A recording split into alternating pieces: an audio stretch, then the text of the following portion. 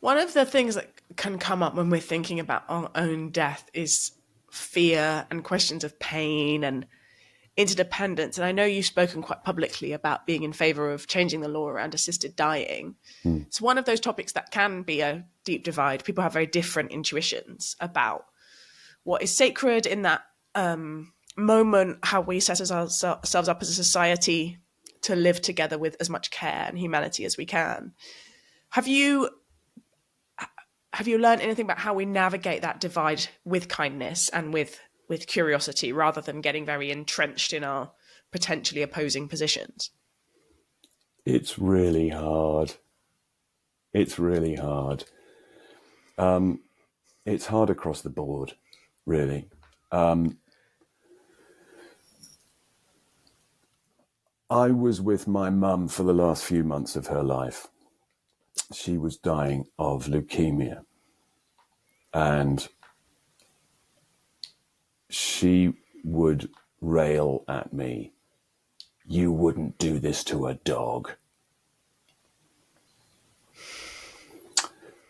The day after she died, when I went to register her death, oddly, I bumped into her GP. And I said to her GP, "We've got to get better at sorting out assisted dying." And I said, "This is what my mum said. You would have put a dog down by now." And her doctor said, "Your mum had more than enough medication in her house to kill herself.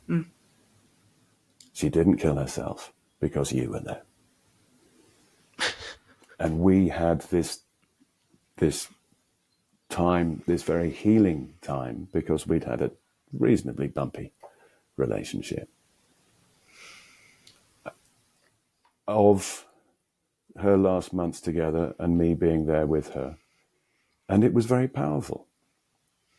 It was not a situation that either of us would have chosen to be in, with her being ill and in pain. Mm-hmm.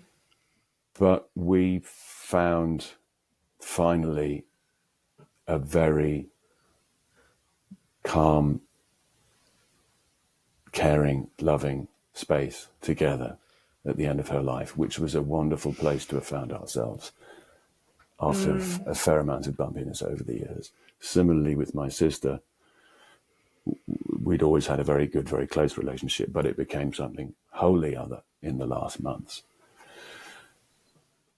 I always thought that when I got the diagnosis, I would take myself up into the hills with a bottle of whiskey and do the hypothermic route out.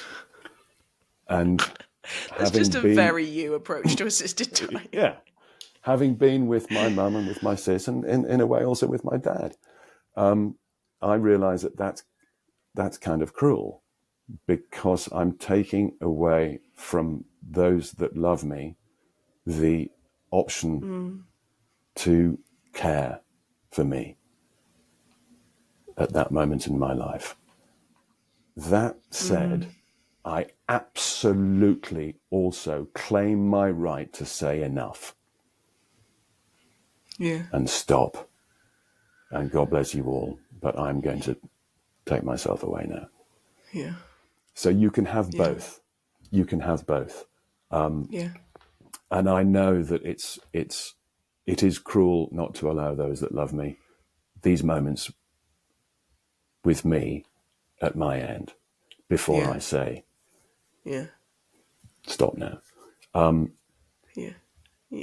I think we have to find a way of being able to legislate for an assisted dying with all the checks and balances that will obviously be required, because, of course, the first thing someone says, yes, but what if they're just trying to save some money and they don't want to spend all of the cash that you would have left to them, keeping you in a nursing home for the last 6 years? There's always going to be these issues. But we have to be able to approach this with the kindness and compassion that hopefully will be shown to us when we are in this same position.